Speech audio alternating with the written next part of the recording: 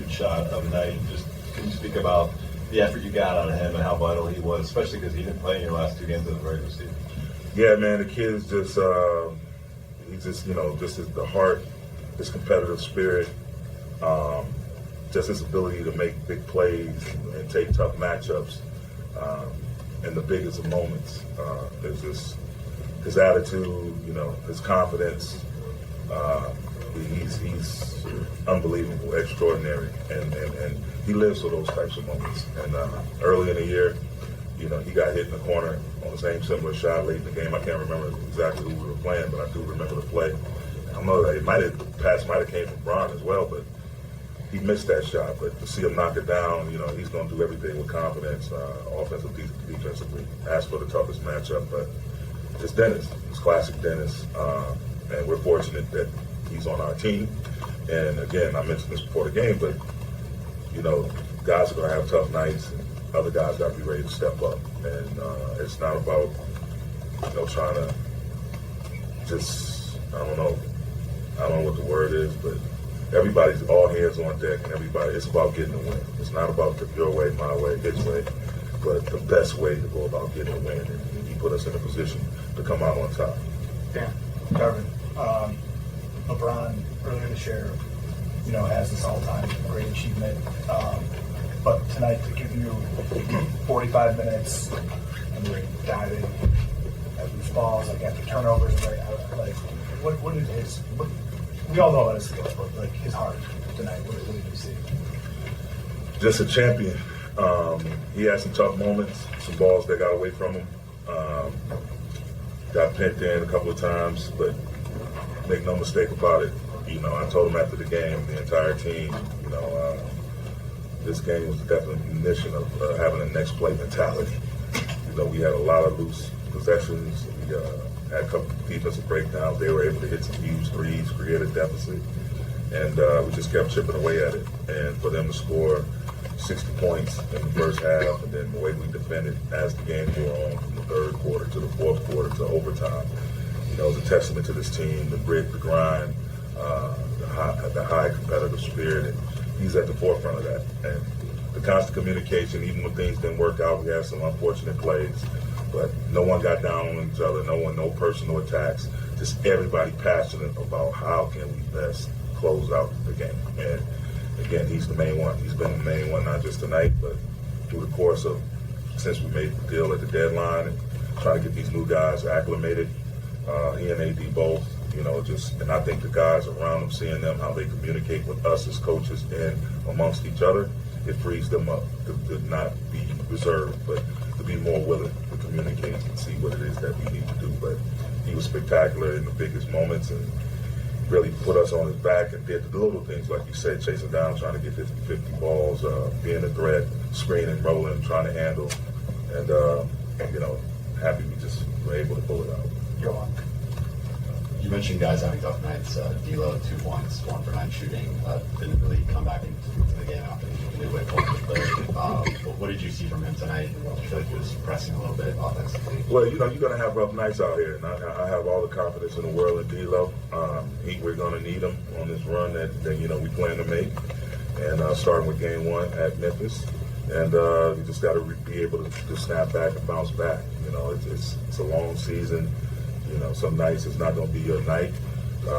Again, that's why you try to fortify your roster with multiple players who are capable of, once you call their number, they're able to not just go out there and gobble up minutes, but get minutes and play at a high level. And not just happen to be Dennis tonight, but make no mistake about it, we brought D'Lo here to come out here and be D'Lo and to make plays. And so we'll sit down, we'll watch film and as a group and definitely communicate and just let him know that we're gonna need him. This may be a one-off, no doubt about it, but he's gonna be in the thick of things at the forefront of us having success in the postseason.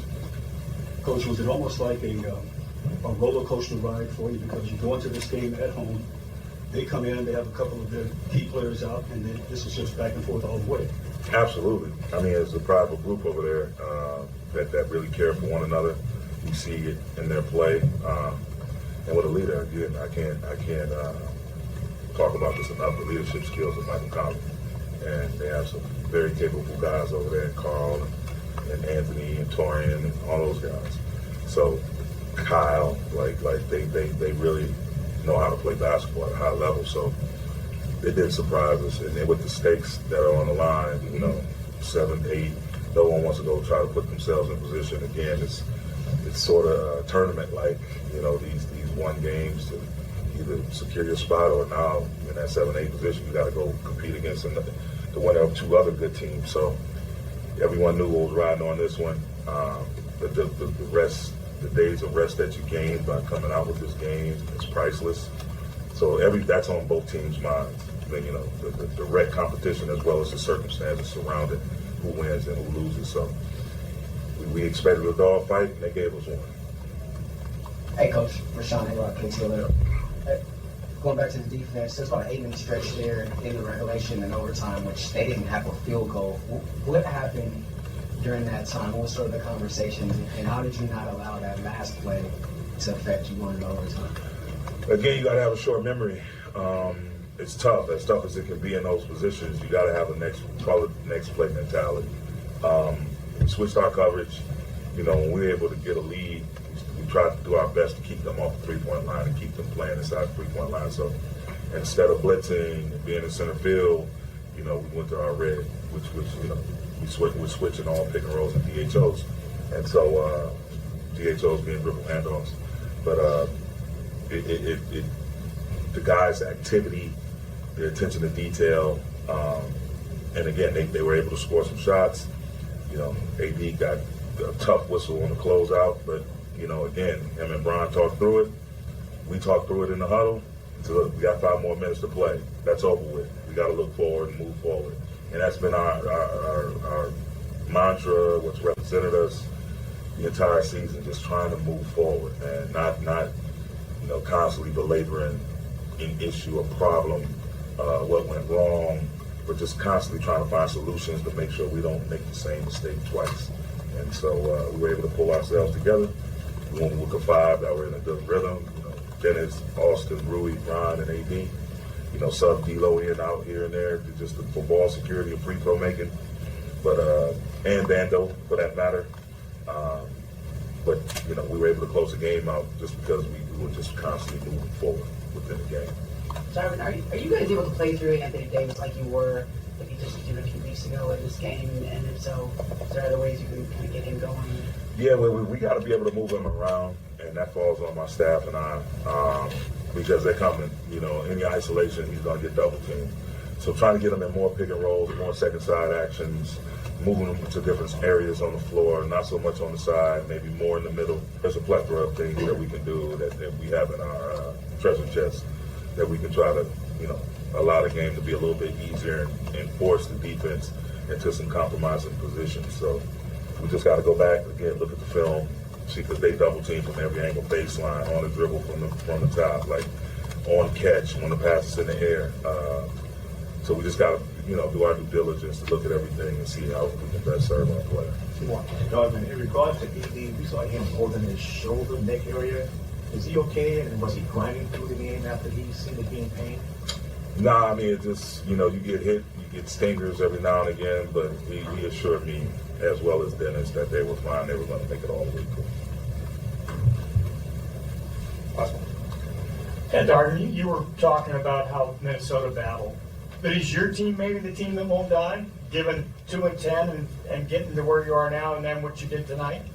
I like to think so. I think some of the huge disappointing losses that we experienced early on, whether it was a defensive breakdown, whether it was an unfortunate foul, whether it was missed free throws, whether it was running out of gas in overtime. It's totally uncomfortable when you're in the moment and going through those things, but again, you have to find a silver lining in things. Whether it's basketball, major sports in general, in life, you constantly got to look for a silver lining and look forward and learn from these mistakes so that, they're not repetitive. They don't become repetitive. And you mix that in with getting a shot of new blood in the arm, with the guys we acquired at the deadline, Rui, D-Lo, B, Mando, Mo Bamba, now picking up here late, Shaq and Tristan. And you see the energy they come in with. And now everyone that started here from the beginning, that's a fine too. So everyone that started here from the beginning, they share those experiences and they draw off their energy and their curiosity and how we're doing things, how can they best serve us, how can they help the team be better. And you go through that process, and once you get to the end of things, to have everyone healthy, to be playing in the type of rhythm we're playing in, to defend at the level that we're defending. Of the night and kind of absent down the stretch, and the Timberwolves will try to play their way into the 8th spot on Friday night. Changed and what made it hard to kind of get that going? I got to look at the tape, but we got things we got to just work on as a team, and we're all together and we're connected. Obviously everyone disappointed, but we love the fight, and not much I can say right now without looking at the tape. I got to just watch it. How do you feel? Yeah, just how do you feel in general about the way that the game went outside of the loss, and just the way that you guys battled, but maybe just also disappointed in not being able to close it out? I mean, like you said, it's disappointing. You think, I feel like we put a lot of effort in. I thought we fought. We were very scrappy. I thought we did a lot of great things. And, it's difficult when you leave without a win and you feel you played good enough to win, Relative to foul trouble knock you out of an offensive rhythm there in the fourth quarter?